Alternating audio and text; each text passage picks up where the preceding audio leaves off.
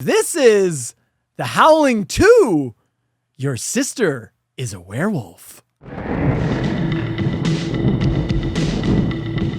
There's an alternate title to this film. Yes, there is. The alternate title. So I went with Howling II, Your Sister is a Werewolf. You took the classy. Which is the class. Well, that's the most common thing that you see for this. Understandably. Yeah, that's the most common. The alternate title, Sturba, Werewolf Bitch. Yeah. What? That's a terrible title. Horrible title. So I guess it would have been the Howling II, Sturba, Werewolf. Sturba, Werewolf Bitch. Yeah. Terrible title. Yeah, awful title. Mark, I'm going to guess by the shirt you're wearing, this is your number one. So I don't normally do this. I don't normally, I try not to tip my hat with the shirts that I tend to go with a bit more of a generic image. I could not this time. I had to go with number two. You are correct. This is my number one pick for this franchise. I'm not going to shit on you. This is my number two. Yeah. So it's right there. Okay. I'm with you that it's one of the stronger entries.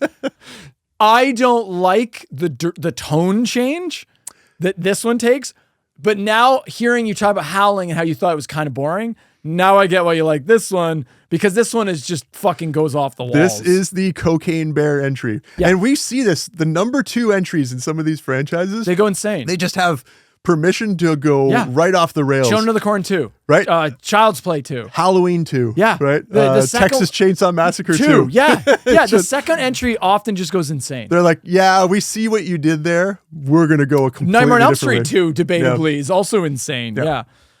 This is directed by Philippe Mora, who also directed Part 3. It's not a great track record, in my opinion. I'll get into that more when we get into 3. But 3, if 2 is zany, 3 is like if 2 is Thor Ragnarok, 3 is Thor Love and Thunder, right? Where the joke's suddenly not funny anymore. Yeah. So let's get into the plot for The Howling II. It opens with Christopher Lee reading some ominous passage before cutting to our title card. I don't think I need to introduce Christopher Lee. If you know horror films, you know fucking Christopher Lee's and everything. Maybe we've talked about him on the show before.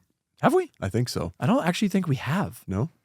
From what series? He's not in he's not in like Halloween. He's not Friday the 13th. Like what series? Oh, maybe. We might have mentioned him, but actually I think this is the first time he's been in a film we watched. How have we gone 4 years without that? Anyway, Christopher Lee. Yes. Yeah. One of the biggest horror film actors ever. Like he was in all the Hammer horror films movies, and he was obviously Count Dooku in Star Wars, and that's because George Lucas was a fan of he famously played like Dracula in those Hammer movies, and he played all kinds. Saruman, Lord of the Rings. Yes. Like just So Christopher Lee. You are not watching this show. You know who Christopher Lee is. If you don't know who he is, And if you are, please just check him out. Stop. No, I was going to say stop watching. Yeah, you are not. Stop watching. You're banned from the channel. Go to another YouTube channel. We don't want your views. Simple as that. We have standards. I like your views. Yeah. Well, wait for Mark's solo podcast. Yeah. Okay. We open in Los Angeles, California. We are stepping way away from the woods for the time being.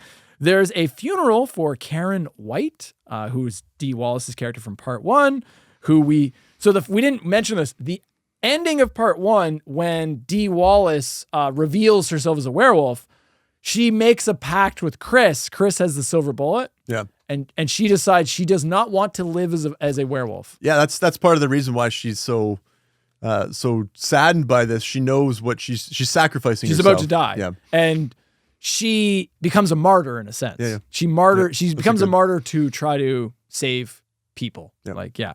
So Chris shoots her with a silver bullet at the end. I don't think they actually show it. I think it's like you hear the sound effect and it's kind of off camera, but yeah, that happens. So this is a direct sequel to 1. I will say though, the woman who is Karen's body is not Dee Wallace. No. So they didn't get Dee Wallace back to sit in a coffin. That didn't happen.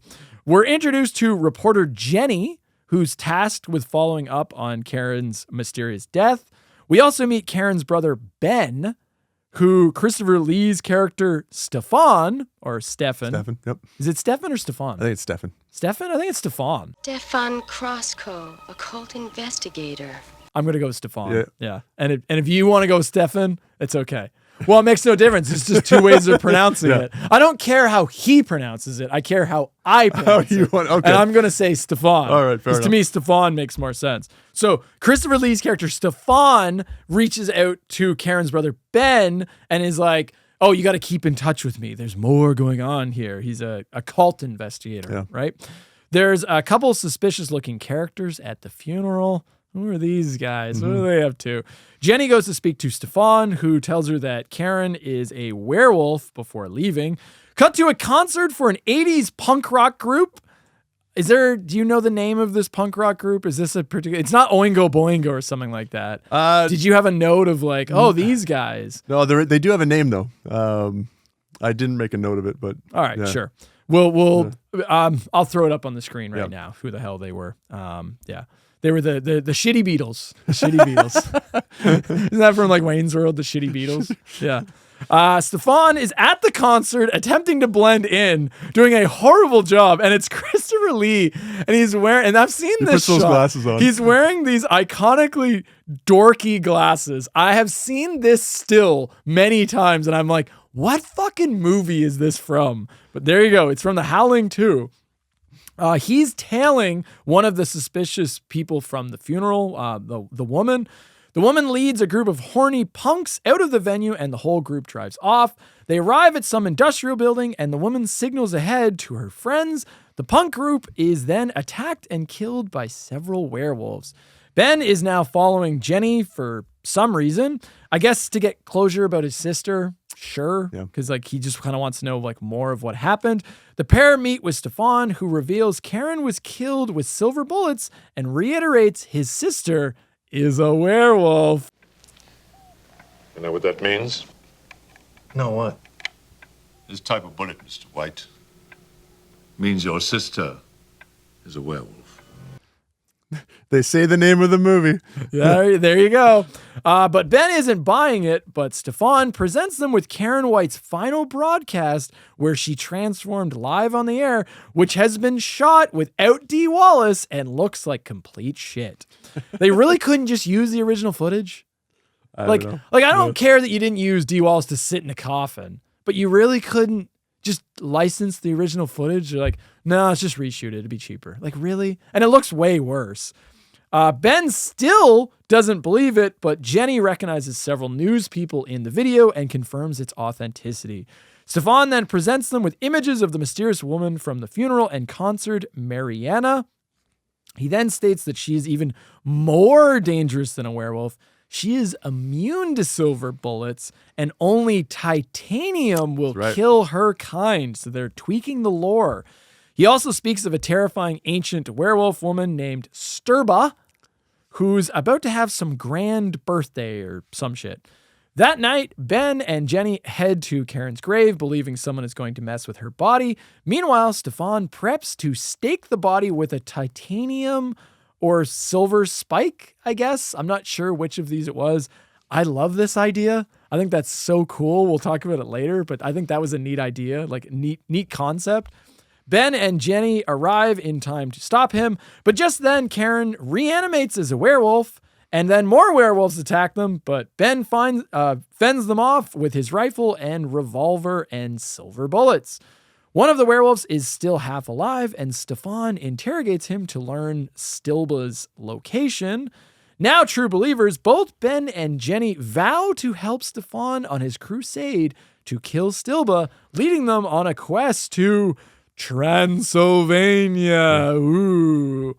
Mariana beats them there, though, and she meets up with a man named Vlad, played by two-time Slash Cinema alumni Judd Omen. Do you remember this guy?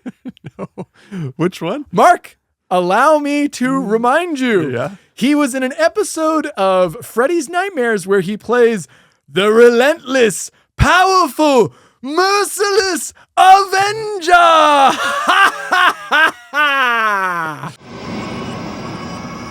Relentless, powerful, merciless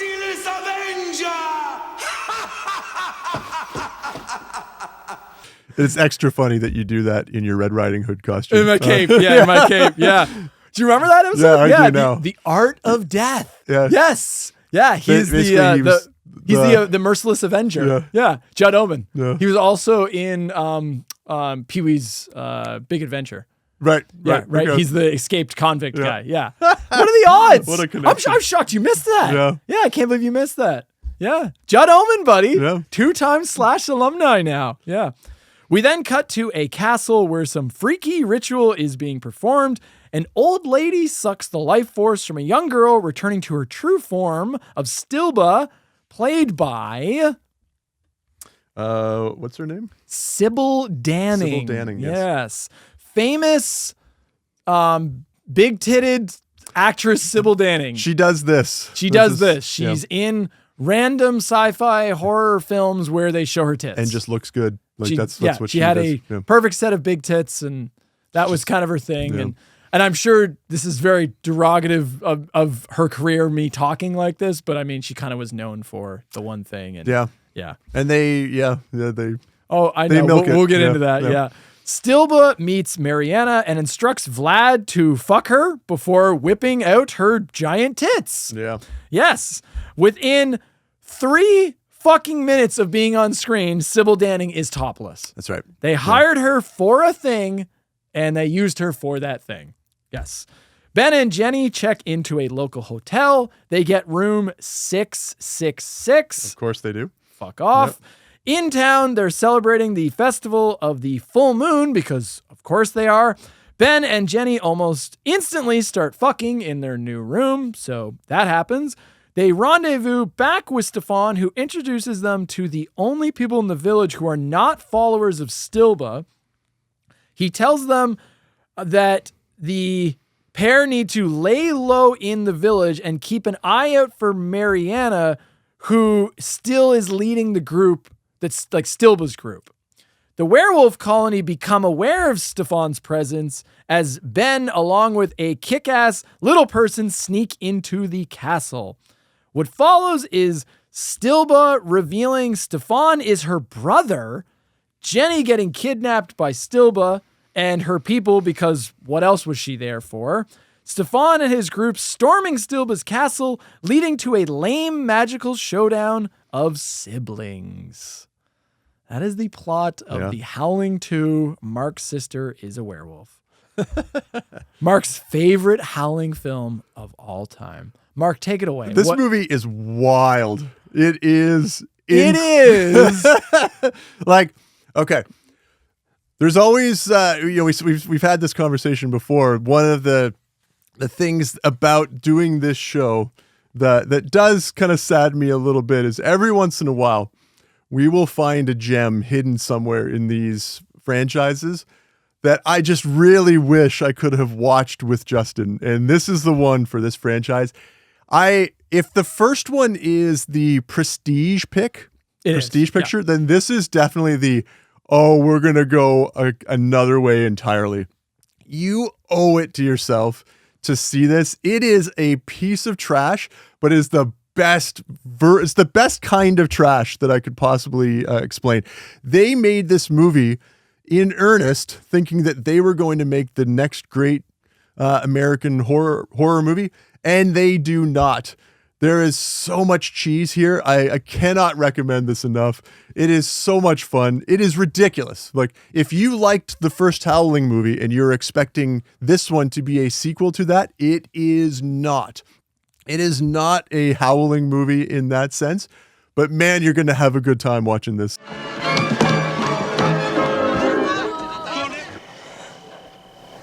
Which way is the fastest way to the airport? Thank you. I have a counterpoint. Yeah. If I had watched this with you, this might have been my number one, or maybe, and I might have liked it more. Watching this film alone without a group of friends where you're all just making smart comments, this movie fucking sucks, dude. This was, and this is my number two. Yeah. There's fun to be had, but it is a fucking mess of a movie. Yeah. And it's a train wreck. Watching it with a group of people, great. Do not watch this on your own. This is not a fun solo viewing. Yeah. I'm surprised you liked it as much as you did, Like, if I watched it with you, I know I would have enjoyed this more, but I have to take it as it is. Yeah. I'm going to be more critical. I don't think it's that fun. I think it's kind of boring. I think right from the start, you can tell the tone that this movie is going to take. And because of that, I knew what I was in for. And I was able to just kick back and enjoy the... I mean, once you get to that fucking punk, whatever, that rock concert scene, and Christopher Lee's wearing those dorky glasses, like, oh, okay. All right, that's this film. I came in the house this morning as we were preparing, and I was singing the song over and over for Justin. He's going to put a clip of it here for us.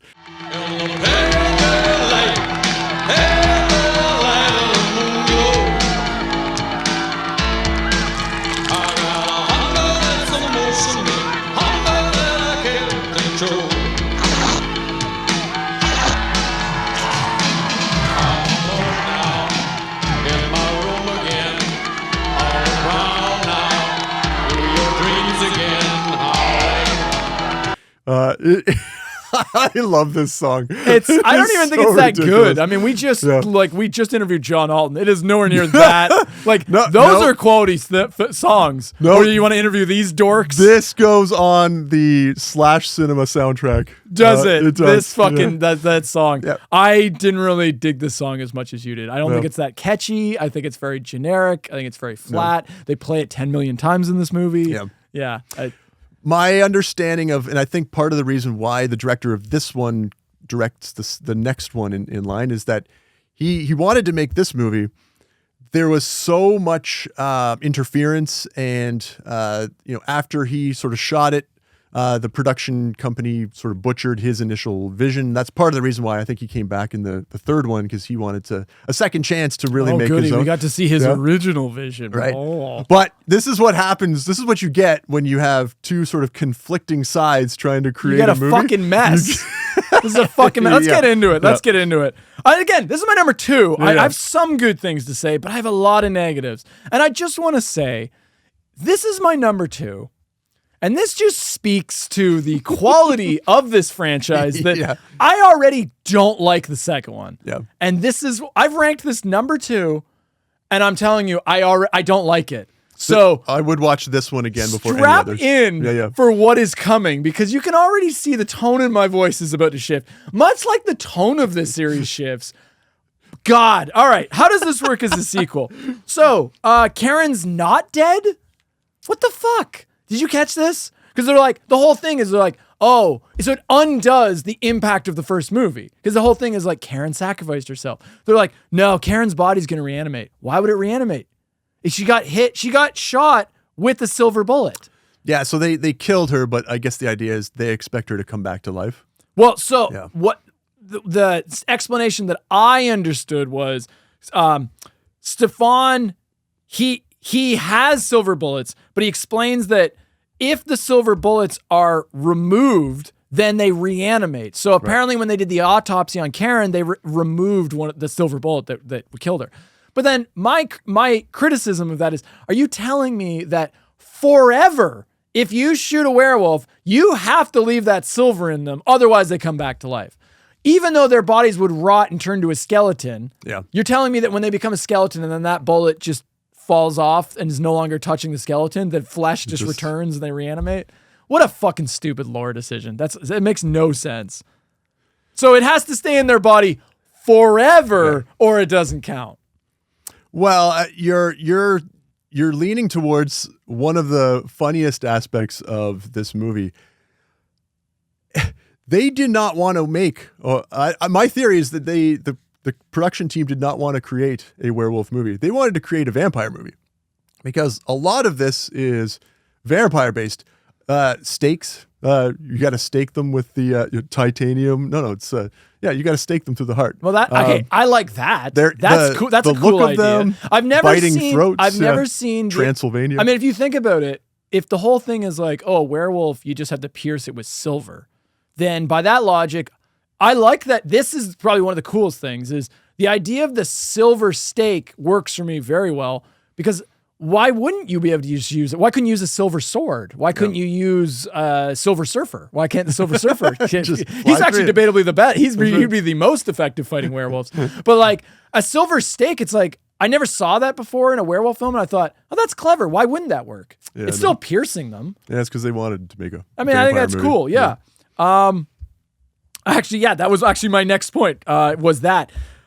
A thing I don't like, though, this is a sequel to the first one. So I guess no one remembers that live broadcast on TV that time when the woman turned into a werewolf because they don't talk about that at all. They don't acknowledge it. They don't acknowledge it. There's never a shot where somebody's like, man, do you think that shit was real? Or like, shouldn't somebody be investigating the authenticity? The character I guess Stefan is the guy that's investigating the authenticity. But I feel like a more official type person should have been investigating this of like, they should be looking into the authenticity of that broadcast. Like, I feel like that would have raised some alarms, right? Other than Stefan and his little secret werewolf fighting council. I mean, even Karen's brother doesn't want to believe what he's heard, right? Right. He's when Stefan is trying to tell him, no, your sister was a werewolf. He's like, I don't want to hear this. Like, stop talking to me about this.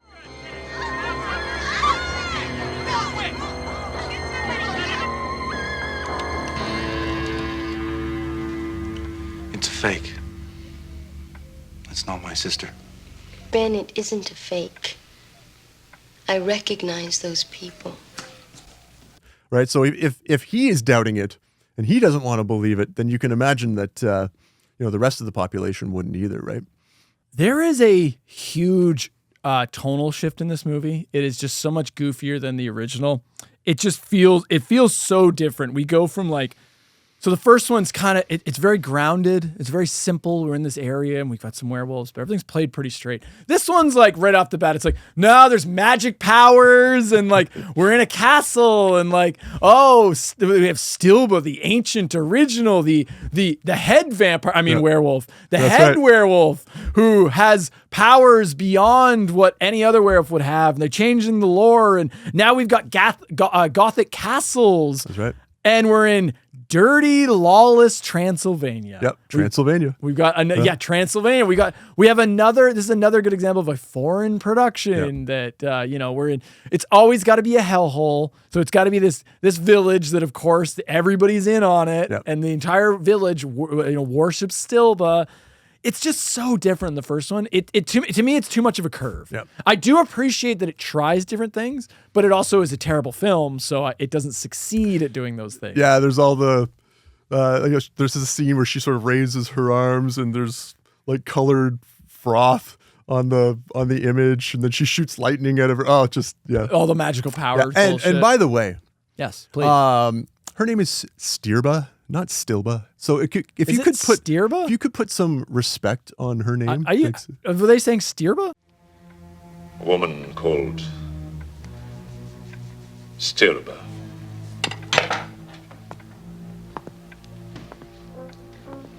At the next full moon, it will be the 10th millennium of Stirba's birth. What? Oh, it is Stirba. God damn it. Yeah. That's Stirba, Stilba. I let you call her Stilba 10 times. You could. I was going to say you could have interrupted me during the plot synopsis. You were going so well. You thought it was even funnier just watch me eat shit for like 10 minutes. Thanks, Mark. But great co-host. You are not the only one that makes that mistake because they swap her name. Like I've seen it written. Who fucking cares? Yeah. The head vampire. I'm sorry, werewolf. The head werewolf. She is a vampire. Werewolf. Yeah. No, I want to get into the effects. Coming off of The Howling, debatably one of the greatest special effects, like from the 80s. Like you want to talk about like demo reel shit. Yep. And you get this. What the fuck happened? They fuck everything up. Firstly, the werewolves they no longer look like this. The werewolves, they got rid of the cool designs. They're not, often they're not even on 2 legs. They're running around on 4 legs. They don't have the pointed ears. They don't look like what I consider to be the Howling werewolf designs. Like the actual werewolves from the Howling. In a lot of cases, they just kind of stick fur patches on people's faces and that's it. So the actual, here's some trivia for you. The costumes in this film, do you know about this? No. Most of the costumes were actually monkey suits. Yes. Yeah. Most of them are monkey suits. They were not werewolf costumes because the studio didn't have werewolf costumes. So they're just like, use the monkey suits. Use what you got. Yeah. So most of the shots of jackasses, there's jackasses running around in gorilla outfits. It's terrible. A lot of them, like you said, a lot of them aren't even full werewolves. They're just like furry people with fangs. Yep. So they didn't even bother to do full suits. The fact that this comes after like The Howling is just a fucking crime. Like it's just, you know what I mean? Like it's just like when you like generally when we talk about like, oh, the second one goes crazy, the effects usually get a bump up. Right. You get Child's Play 2, has that insane third act. You get Texas Chainsaw 2, has some crazy set pieces. Like fucking Children of the Corn 2 also has some insanity to it. Like with like corn stalks going through people's throats and shit. This one drops the ball hard on the effects and the gore department. It's just, it's crap. Yeah, it's crap for the effects. Yeah, the effects are just, they don't work for me at all.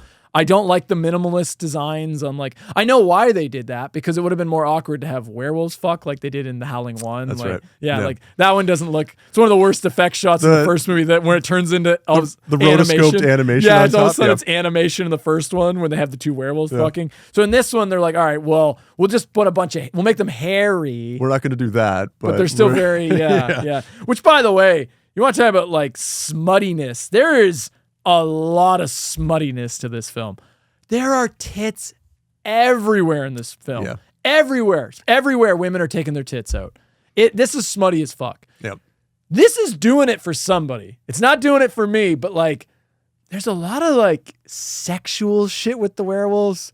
I don't need this. I don't need these scenes. I know somebody's getting off on this shit, but does not work for me. It is very ridiculous. And I think if I can take a stab at this, the thing that you dislike the most about this is just that it comes directly after the first one, right?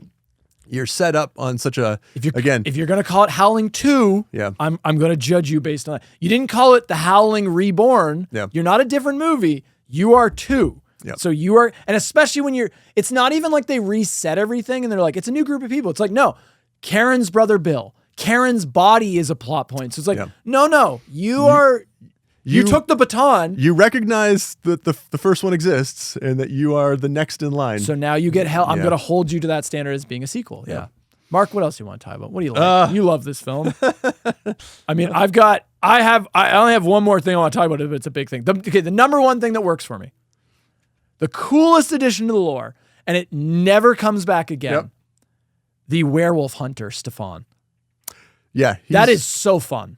Well, I mean, that's Christopher Lee, right? Yeah, but it's so. Yeah. But I mean, it doesn't have. I just mean that archetype is never in any of these movies again. No. They never bring back a guy that's like has all the tools and knows what they are and like can analyze. It's like I guess kind of you had Dick Miller in the first one, who's like he has information, but he's not prepared to fight. No, and even he doesn't buy any of that bullshit, right? So I think it was a huge missed opportunity to not have Stefan either become a recurring character or have a character like that. Yeah. Like, because they introduced that Stefan has this little order. He's got like his secret society. He's putting a little group together to go after them. But the implication I got was like, so, okay, we've got this guy who's got this like mansion filled with all these artifacts and he has all these tools and he has all this information.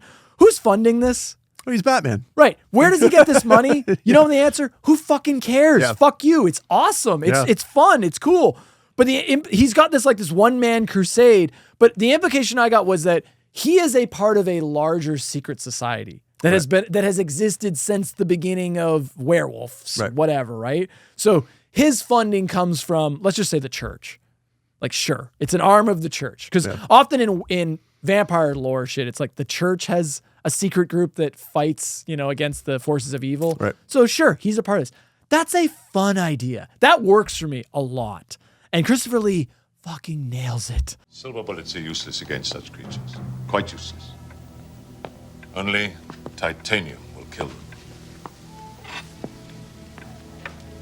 Night, they will return to Karen's grave for her body. But I will protect her. And I will prevent this blasphemy. How? With this. even in his disappointed performance, he still rises to the top. Oh, he's great. He's Van Helsing. Yeah. He's the Van Helsing for werewolves. For werewolves. And it's fun. Yeah. He's just like always like hyper focused and determined. Like he's just such like a man on a mission. Yeah. And they should have continued this in the sequels. The Secret Order could have come up like in other movies. They could have mentioned, it could have been somebody else, is the Christopher Lee type character. My favorite scene with him is when he's like, they're preparing to storm Sturba's castle, and Stefan is like laying out like all of these weapons. They're like arming for battle. Right. And it's a great scene. One of the things he has is the holy grenade. just a grenade, basically. Yeah, no, is it? I don't know. It's got some powers to it. I don't know. I just like his character. Yeah. I like the idea of just this hunter guy, and he's got all this weaponry, that he's built up over time, and he knows what to use and how to use it. He builds this little team, and that's great. All that stuff's good. Sturba is his sister, as we find out. Let's talk about. It's funny. I have Stilba on everything. Let's talk about Sturba. Yeah. They made choices. She's not interesting. She's funny, but she's not interesting. The outfit, I think, is the most interesting. She's got this Mad Max looking metal leather thing. It's great. And sunglasses. Yeah. She looks like she's from a different film. Yeah. She's in the wrong film. Yeah, you can see it on the Blu-ray cover here too. Yep. She's in the wrong movie. Yep. She's from like that costume is like from a sci-fi film. Like it doesn't look right in this, but that just adds to the campiness and charm, right? Yeah.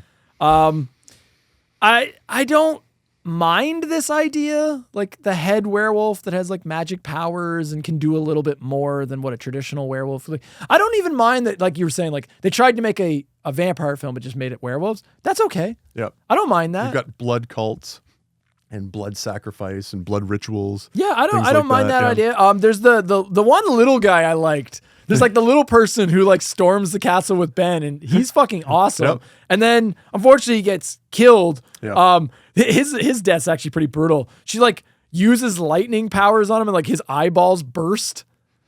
And then she turns him into like a mindless zombie, and then like sends him off to attack Ben and Stefan. And then they just like throw him out a window, and he like lands on a spike.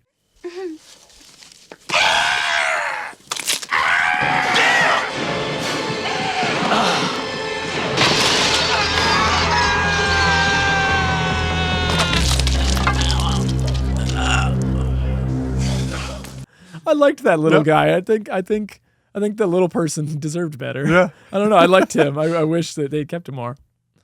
There's a little dragon that comes out of somebody's mouth at one point at the end. Yeah, because she summons some like creature thing, right? Like they stretch the lore of what a werewolf can do, right? Yeah. She has magic powers. Literally, she has magic powers. The third act, and this is also probably why it doesn't work for me. This movie's fucking boring. That third act fucking drags. It's definitely more of a spectacle movie than a sort of plot-driven. It takes like 15 fucking minutes for them when they start preparing to go to the castle, and then when they eventually get to the castle, that's like 15 minutes of them like just trying to get to the fucking castle. And then like Ben shows up to save the girl whose name I've already forgotten. And he kills Vlad. So like 15 minutes to get to the castle. And then he kills Vlad and Mariana in less than 60 seconds. Right. It takes him like nothing to do that. And then Stefan basically does the same to Sturba, to his sister. Their magic battle is like a minute. Right. So it's like, I guess she was all this hyped. big climactic fight is nothing. It's just such a fizzle. Yeah, no. There's this chunk in the middle of this movie where they're at this town festival, basically, and I feel like this was just happening naturally, and they just decided to film a whole bunch of it, and then say that it's the full moon. Movie. They just called it the full moon festival. Yeah. They're like, oh, the locals are filming the full moon festival. Let's get in on this. Meanwhile, it was probably like the harvest festival or some shit. Yeah. Mark, I like whatever you like. I only got one more point. No, that's. If you Please don't expect that you are watching a continuation of the original movie, because you will not get that. And you will be very disappointed if you really liked the first movie and then you're coming into this one. If this movie did not have the Howling name attached to it, it could be called anything. You could just write it off as some goofball movie. It is fun, though. There is, like, even the things that Justin is saying, all of his criticisms are really based around the fact that, like, why is this what we got? Like, it's a bad movie. Right. Yeah. But you can watch this and have some fun, which, as you're going to see, though, we've got 6 more entries to go. You don't get that benefit again, right? I would argue, right? So, we're about to talk about one. This movie has some funny stuff associated with it. It's worth a watch just to see how badly a movie can fail when nobody knows what's going on. And you have characters who are only brought in to be a spectacle and not to be any kind of storytelling device. I think while there is a lot of fun, goofy shit, it drags hard and it's very slow. And if you don't have a group of friends around to watch this with, to entertain you to get you through those slogs, like those low points, this movie becomes pretty unbearable. Yeah. And I think putting this above 1 is criminal because this is not really a competently made film. 1 is very well made. It falls short for you and me. Yeah. But so I think the only reason you're putting this as your number 1 just because it's wild and goofy and you liked it. Yeah. Yeah. Yeah. You would watch this one again because it's just so crazy and zany. Yeah. Whereas I wouldn't watch the first one again. Do you want to make a comment about the end credits? I don't even quite remember. Oh, you're talking about like how they show the concert? Nope. So she's playing they're playing the song again. They're playing the song again. You get you get full value for that song, by the way. Oh god. Oh yeah, they play that song a million times, which I don't think it's that good, but sure. I can't agree with you on this one. Sorry, buddy. It's okay. No. Yeah, go ahead. I know what you're talking about. So, again, another reference to the idea that the director and the producers of this movie had a huge disagreement on how to present this. If you watch the end, and I know Justin will probably not put a clip of it because it would require a lot of sort of blacking out work or whatever you call it. Censorship. There is a scene in the movie where Stirba shows off her breast. Sybil Danning shows off her breast. Yeah.